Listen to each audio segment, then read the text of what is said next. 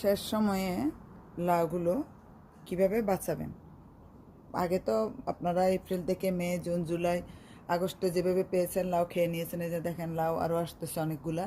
তো এই লাউগুলা কীভাবে আপনি সবগুলা লাউ নষ্ট হওয়া থেকে বাঁচিয়ে নেবেন, সেটা হচ্ছে যে লাউগুলো পরাগায়নের ঠিক 2 দিন পরে এভাবে পলিথিন দিয়ে বেঁধে রাখতে হবে।